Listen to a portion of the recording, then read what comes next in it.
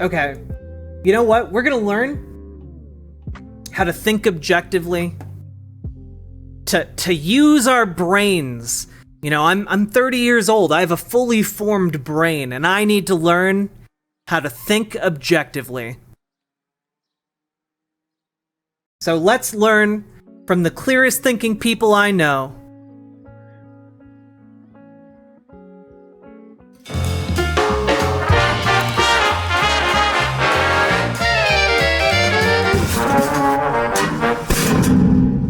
How do you know what's true? I just know. I feel it. Let's just say I've seen a thing or two in my day. Do you accept everything you read? If it's in the book, it must be true. Or trust every expert? I trust this guy right here.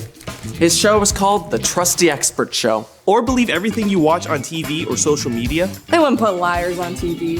If you're drowning in a sea of information and ideas, how do you form beliefs based on reality and not just on opinions or feelings? Today, we are giving you 4 tips on how to think objectively. Number 1, use critical thinking. Everybody loves to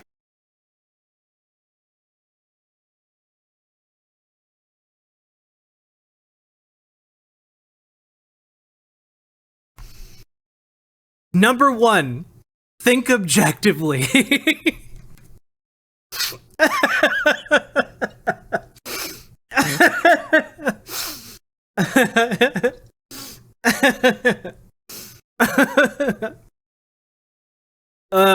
This is what they think children want to watch. Holy fuck. criticize. And it's not hard to find people that love to post critically about others. You, period, R, period, killing, period, the, period, planet. Your president killed the turtles! But how many people love to actually think critically? What is that? Critical thinking means objectively criticizing your own thoughts, not believing. No. Critical thinking is not objective. To be objective would require it to not be you criticizing your own thoughts. This is called subjectivity. You're describing subjective thinking here. What is that? Critical thinking means objectively criticizing your own thoughts, not believing things strictly on what people say or how you feel. It's more about how you think than what you think. Your whole life will be filled with people telling you what to think, and you're also not criticizing your own thoughts. You're criticizing an idea. So, to think critically about something is to be critical of that thing, not your own thoughts. It's to ask questions and understand it better. your own biases and feelings will tell you all this other stuff that you need to think. But if you have critical thinking skills, you will not believe things simply based on face value or feelings. You have to be willing to challenge assumptions, even... E. Allen Purr. That's the point. Conservatives don't want trans people to exist. Conservatives don't want gay people to exist either. But they're saving that battle for later. Trans people help them lay the groundwork for getting rid of gay people later. What is this? This is PragerU Kids teaching us how to think objectively.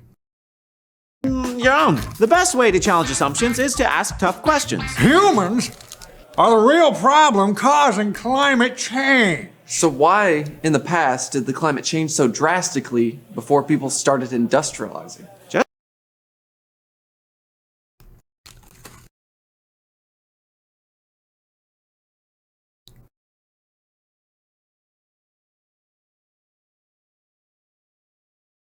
Because there are other processes at work, aside from humans, that can change the environment. However, this time, none of those other processes are changing the environment. It's humans, because different things can happen at different times.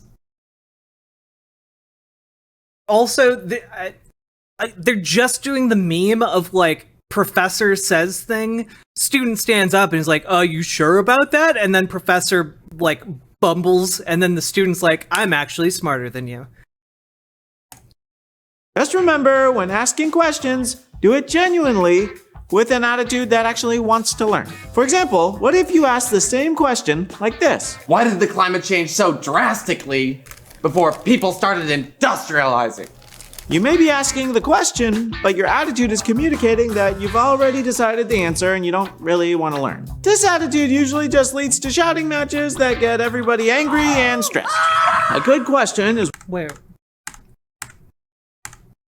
do it genuinely. Before people start. Questions. Challenge assumptions, even your own. The best way to challenge assumptions is to ask tough questions. Humans are the real What if Before people started industrializing. So he's literally making the argument. They're making the argument that in order to think critically, you have to be nice, which is not true.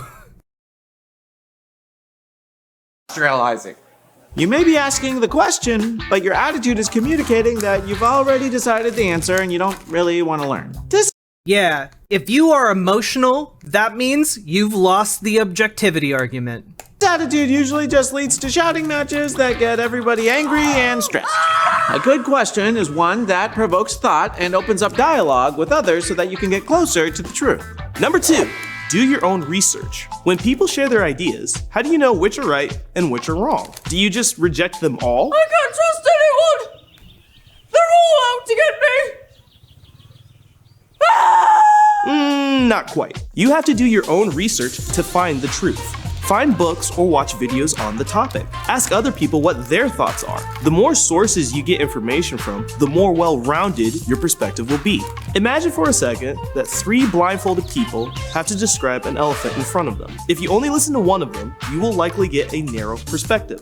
Feels like wood. Feels like a blanket. Kinda feels like a rope. A more holistic and accurate understanding comes when you get information from multiple people feeling the elephant. This is what happens. But not all information is of the same quality. This argument only works if the information you're getting is all of roughly the same quality. If, like, on the one hand, you have a research paper that's been peer-reviewed by other scientists, and on the other, you have a blog written by some guy with no credentials, you're not getting a well-rounded idea about this by treating them with equal weight. When you do research, you get more understanding the more sources you get information from. If someone tells you that the world is going to end in 12 years because of global warming, before you have a panic attack and sell your house and your car, get other opinions on the matter and look at the data for yourself. As you pick through sources of information, consider the credibility and history of the source. Do their beliefs align with their actions? If someone is actively claiming that melting ice will soon swallow the world's beaches, but your research shows that investors are still buying. Man, it's real crazy. It's real crazy that their go-to example for this video is global warming, huh? Waterfront properties, consider whether their actions match their words. Get as much Or consider why those same people might then be building seawalls around their private beachside property. Crazy. information as possible, and then use your best judgment to form a belief based off of that research. The truth will begin to emerge the more perspectives you listen to and learn from. Number 3, be open to changing your mind. Do not ever assume that you're right or wrong. It's easy to think that you're special and that you have some keen ability and sense to see things that other people can't. Me and my dog Rudolph. It's a gift we've got. Well, I just get a certain feeling about things right around here. You know, I can just kind of feel the situation. Feel. I didn't choose the knowledge, bro. It chose me. Maybe, but probably not. Your experience is important, but be cautious about forming your entire belief system around your particular experience. An important step to opening up Facts don't care about your feelings. Gotcha. your mind is to avoid tying your self-worth and your identity to your opinions. Stop antagonizing me! Doing this keeps your mind closed because if somebody disagrees with your personal beliefs, you probably feel personally attacked and go into defense mode. No! On the other hand, if you detach your identity from your opinions, it frees you to challenge your own beliefs. And Okay, but if your opinion is that you are gay, if your opinion is that you're trans and that being trans is a good thing, how do you detach your opinion from your identity? Like, this is an incoherent argument. Yeah, unless your identity is white Judeo-Christian, yeah. and opens your mind to truth you never would have found before. Number 4, beware of emotional thinking. How many times have you heard someone say, It's just how I feel about it. no evidence, no data, just their feelings? Very rarely in online discourse. Now, before we beat up other people about this, we have to remember that this is really easy for all of us to do. Emotions are the greatest obstacle to objective thinking because they cloud our minds from seeing the truth clearly. One of the most common is what people refer to as thinking like a victim. In other words, blaming other people or things for your problems. My life is terrible because everybody's out to get me. We all know someone in our lives like this. But let's face it, we all do it from time to time. So how do we know if we're thinking this way? Try this. When hardships arise, take a step back and observe your thoughts. Does your mind start looking for people or things to blame it on? It's my parents' fault.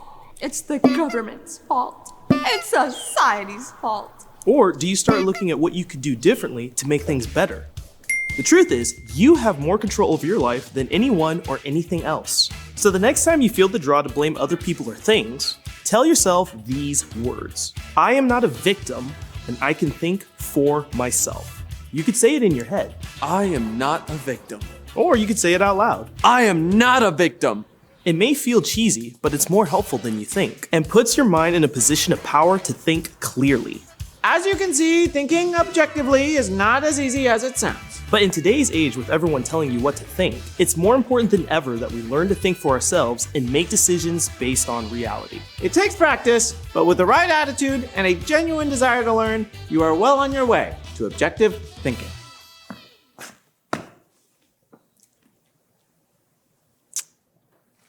Thank you for watching this first episode of the new series of How To. Yes. Make sure you subscribe to the YouTube. Yes. And also I hate both of these guys. I hate them so much. I don't even know how to like articulate how much I dislike them. They're just very punchable people. Yeah, it's like trying to make up for their lack of charisma Garbage. with Pure, smugness, and that never undiluted works. garbage, meaningless drivel, nonsense. That's all they were. Junk. and when I thought this is what these kids in this preschool are seeing,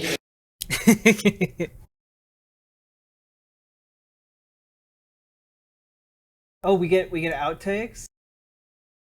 Hell yeah.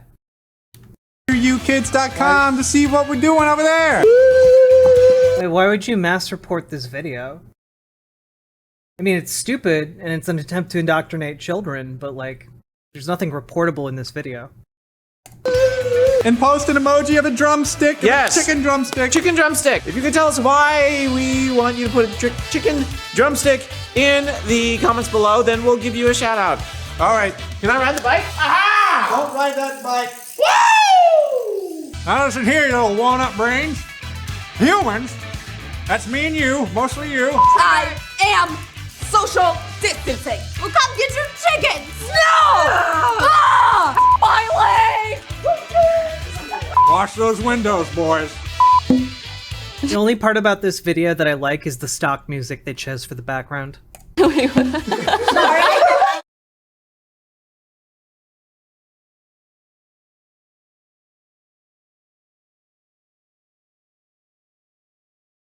Well, that was a thing. What's the chicken drumstick? I don't know. Also, chat, if we get 4 more follows, we hit 6,900. And that'd be pretty cool. You know what else would be pretty cool? If you supported Stream with subs, bits, or exclamation point tips. Are they teaching kids to be crypto-fash? Yes.